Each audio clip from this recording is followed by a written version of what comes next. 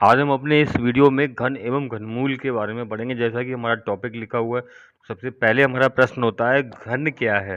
तो चलिए हम पहले देखते हैं घन के बारे में। यहाँ पर आप देख रहे हैं कोई संख्या लिखी हुई है और उसका उसी में 2 बार गुणा किया, एक बार और गुणा कर दिया हमने, 3 बार गुणा हो गया। अगर आप इसको संकेत में लिखना चाहते हो तो आप इसको लिख सकते हैं इस प्रकार, 2 की घात 3। ये जो घात 3 है इसको आप पढ़ेंगे, 2 आधार है और घात 3 है, तो घातांक 3 को हम घन कहते हैं। इसका ही नाम होता है घन। इससे पहले हमने पढ़ा था घात 2 और उसको हम कहते हैं वर्ग। इसी प्रकार किसी अन्य संख्या पर, जैसे यहाँ पर 3 लिखा हुआ है, इसको हमने 3 बार गुणा कर दिया, तो इसको हम घातांक में लिखना चाहेंगे, घातांक 3, 3 की घात 3। इसका अगर आप उत्तर निकालना चाहेंगे तो आपको उत्तर निकल के आएगा 27। तो चूंकि आपने देखा, इसी प्रकार अगर हम 4 का घन निकालते हैं तो इसका मतलब होता है 4 गुणा 4 गुणा 4। तो समझ में आ गया होगा, घातांक 3 यानी 3 बार जो घात लगती है, यानी कि 3 बार गुणा जिस पर घातांक 3 लगा होता है, उसको हम घन के नाम से जानते हैं। इसका मान आप जानते होंगे, 4 गुणा 4 16 और 16 का गुणा 4 में 64। तो अब आप देखते हैं इस तरह से, अगर हम कुछ संख्याएं हैं 1 से लेकर के 10 तक की, कुछ संख्याएं हैं उनके हम घन नोट करते हैं। जैसे आपने 1 का घन नोट किया, फिर 2 का घन नोट किया, 3 का घन नोट किया, 4 का घन नोट किया, 5 का घन नोट किया। यहाँ पर कुछ पूर्ण संख्याओं के घन दिए गए हैं, प्राकृतिक संख्याओं के घन, जैसे कि 1 का घन 1, 2 का घन 3, 3 का घन 27, 4 का घन 64 और 5 का घन 25। इसी प्रकार हम अन्य संख्याओं के भी घन ज्ञात कर सकते हैं।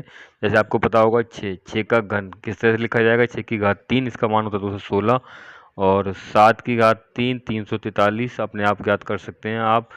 7 के बाद 8 की घात 3 512, और 9 की घात 3 729, और 10 की घात 3 1000। ये तो आपका रहा प्रारंभिक संख्याओं के घन। 1 से 10 तक की संख्याओं के घन आपके हो गए। चूंकि आप देख रहे हैं जो संख्याएं लिखी हुई हैं 1 8 27 64 125 216 343 512 729 और 1000, ये संख्याओं का नाम, इन संख्याओं को हम पूर्ण घन संख्या बोलते हैं। इन संख्याओं को हम बोलेंगे पूर्ण घन संख्या। तो आपसे अगर पूछा जाए पूर्ण घन संख्या कौन सी है, तो हमारा आंसर होगा 1 8 27 64 डॉट डॉट डॉट। इस तरह से आप बता सकते हैं कि ये किसी न किसी संख्या का घन करने पर प्राप्त होती हैं, इसलिए इन संख्याओं को हम पूर्ण घन संख्या कहते हैं। अब आती है बात वर्गमूल घनमूल की। जैसा कि आपने नाम पढ़ा था क्यूब एंड क्यूब रूट, तो यहाँ पर हमको पूर्ण घन संख्याओं से उनके घन संख्या, वे मूल संख्याएं ज्ञात करनी होती हैं जिनका घन करने पर हमें ये घन संख्याएं मिली। जैसे कि आपने 1 का घन, यहाँ पर ये संकेत इसका होता है 1 का घनमूल, तो आंसर आपका 1 आएगा। और घनमूल आप 2 का निकालना चाहेंगे, नहीं ज्ञात कर सकते, सिर्फ आप पूर्ण घन संख्या का घनमूल निकालेंगे। 8 का जैसे आपको घनमूल ज्ञात करना है तो आपका मान 2 आएगा।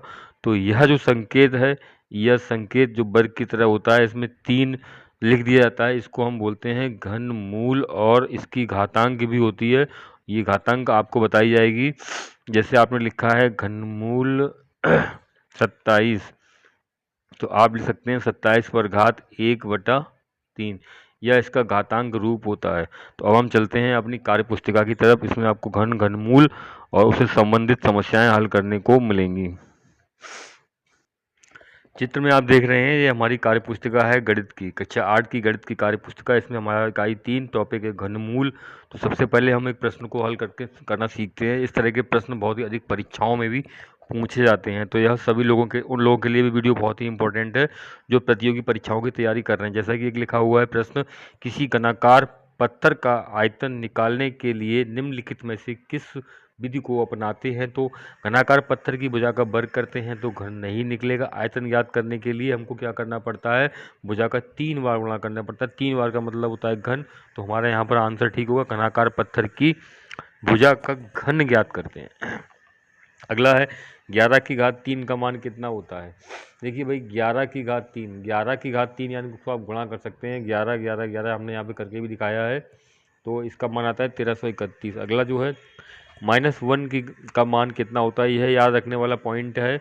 -1 के आप घातांक अगर सम है तो आपका उत्तर पॉजिटिव यानी कि धनात्मक आएगा, और अगर विषम है -1 पर विषम ऑड नंबर है कोई, तो इसका मान हमेशा ऋणात्मक निकल के आएगा, निगेटिव। तो यहाँ पर ये जो -1/3 लिखी हुई है, 3 कैसा नंबर है, ऑड नंबर है, तो यहाँ पर इसका आंसर -1 ही आएगा। ये आपका आंसर सही है। तो -14, देखिए -14 को आप इस तरह लिख सकते हैं, -1/3 गुणा 14/3। तो आपको आंसर मिल जाएगा, -1/3 का आंसर माइनस आएगा और 14/3 का आंसर 2744 होता है। तो इस प्रश्न का आंसर आपका 2744 सही होगा, वो भी नेगेटिव वाला। अगला प्रश्न है, संख्या 3 के घन को किस रूप में व्यक्त कर सकते हैं। 3 का घन आपको पता है, 3 का घन 3 की घातांक के रूप में व्यक्त किया जा सकता है। अगला है 6 गुणा 6 गुणा 6 को किस रूप में व्यक्त कर सकते हैं, तो यह भी 6 की घात 3 के रूप में व्यक्त होगा। इसी प्रकार से एक अन्य प्रश्न भी आपके सामने दिया गया है। इस प्रश्न में आप देख सकते हैं कि क्या लिखा है, 7 गुणा 7 गुणा 7 का मान कितना होगा। यहाँ पर घातांक नहीं, यहाँ पर गुणनफल ज्ञात करना है, वो हमने आपको बताया था 343 होता है। घनमूल 4 को इस रूप में भी व्यक्त कर सकते हैं। देखिए यहाँ पर जो घनमूल है, घनमूल को घातांक के रूप में व्यक्त करने के लिए बताया गया था, और वो आपका घातांक होता है 1/3। हमने आपको बताया था वर्गमूल की घातांक होती है 1/2 और घनमूल की घातांक होती है 1/3। और इसी प्रकार 4 मूल 5 मूल जो भी आपके हैं, उन सभी को घातांक बटे में लिख सकते हैं। कह रहे हैं इसका मान कितना होगा, 2/3 2/3 2/3। इसका 3 बार गुणा करना है, इसका आपको मान याद करना था। तो आपका मान कितना निकल के आएगा, 2 का गुणा करते हैं 3 बार 8 और 3 का गुणा 3 बार ये 27 हो गया।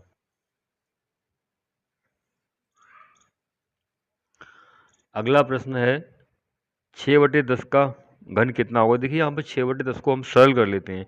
जब इसको सरल करते हैं तो 3/5 निकल के आता है, और 3/5 का जब घन करते हैं तो मान निकल के आता है 27/125, क्योंकि यहाँ पे 2 से इसको भाग दे सकते हैं। इसी प्रकार अगला जो प्रश्न लिखा हुआ है, 1538 के घन में इकाई के स्थान पर कौन सी संख्या होगी। क्योंकि अभी हमने आपको इससे पहले बताया था, हमारे पास जो है 1 से लेकर के 10 तक की संख्याओं के घन दिखाए गए हैं। 1 का घन होता है 1, इसका इकाई का अंक। 2 का घन करते हैं, इकाई का अंक 8 आता है। 3 का घन करते हैं, इकाई का अंक 7 आता है। 4 का घन, इकाई का अंक 4। 6 में भी इकाई का अंक 6 आता है, और 5 में इकाई का अंक 5 आता है। इनमें तीनों में समान आता है, 4 5 और 6। ये आपको याद रखना होगा। 7 में इकाई का अंक 3, 8 में इकाई का अंक 2 और 9 में इकाई का अंक 9 आता है। तो 10 में इकाई का अंक 3 जीरो आएंगे वहाँ पर। तो यहाँ पर आपका इकाई का अंक दिया गया है 1538 में इकाई का अंक 8 है, तो आपको पता है 8 में इकाई का अंक 2 आता है, और यहाँ पर 2 उत्तर में नहीं दिया गया है, तो आंसर आपका इनमें से कोई नहीं होगा। चलिए कुछ प्रश्न आते हैं, रिक्त स्थान भरिए। रिक्त स्थानों में हमें देखना पड़ता है शून्य का घन कितना होता है। देखिए शून्य को हम जितनी बार गुणा करेंगे उसका आंसर शून्य ही आएगा। शून्य का घन शून्य होता है। अगला है 1 से 1000 के बीच कितनी पूर्ण घन संख्याएं होती हैं। तो आपको बताया था 1 से 10 तक की हमने जो पूर्ण घन संख्याएं आपको सिखाई थी, उनमें आपको सबसे पहला पूर्ण घन था 1, और अंतिम जो पूर्ण घन था वो था 1000, और इनके बीच में मात्र आपकी 8 संख्याएं बचती हैं। तो यह होती हैं 1 से 1000 के बीच 8 पूर्ण घन संख्याएं होती हैं। अगला जो है 100 के घन में 6 शून्य होते हैं। जैसे हमें 100 का घन याद करना है, तो यहाँ पर जितने शून्य हैं उतने ही 3 बार गुणा करते हैं, 3 गुणे हो जाएंगे ये शून्यों की संख्या। तो 2 गुणा 2 गुणा 2, यहाँ पर 6 शून्य आते हैं निकल के आपके। रिक्त स्थानों की पूर्ति में अगला जैसे प्रश्न दिया गया, 1 मीटर क्यूब में कितने सेंटीमीटर होते हैं। हमें 1 मीटर के बदले लिखना होता है सेंटीमीटर। 1 मीटर के स्थान पर आप लिखेंगे तो 100 सेंटीमीटर होंगे, और 100 का जब घन करेंगे तो आपके 10 की घात 6 आ जाएगी। यहाँ पर 6 शून्य आ जाएंगे। 38 का घन करने पर प्राप्त संख्या की इकाई के स्थान पर क्या होगा। बताया था आपको 8 का जो घन होता है 512, यानी जिस संख्या का इकाई का अंक 8 होगा तो उसके घन में इकाई का अंक 2 आता है। विषम संख्या का घन हमेशा विषम होता है, और सम संख्या का घन हमेशा सम संख्या होती है। 32 को छोटी से छोटी संख्या से गुणा करने पर गुणनफल पूर्ण घन हो जाता है। आपको दिखाया गया 32 में जब हम 2 का गुणा करते हैं तो उसका गुणनफल पूर्ण घन यानी कि 64 आ जाता है। जब किसी संख्या को उसी संख्या से 3 बार गुणा किया जाता है तो इस क्रिया को घन कहते हैं। और 0.1 का घन बताया था हमने, 0.1 का घन 0.001 होता है। यहाँ पर दशमलव के स्थानों को देखा जाता है। यह हमने गुणन करके बताया था आपको। 1 को हम 1/10 के रूप में लिख सकते हैं और 1/10 का हम 3 बार गुणा करते हैं तो हमारा आंसर आता है 1/1000। उसको हम सरल करते हैं तो 0.001 निकल के आता है। तो ये चैप्टर बड़ा है। अगले वीडियो में हम इसके बचे हुए प्रश्न को आपके सामने लेकर के आ रहे हैं।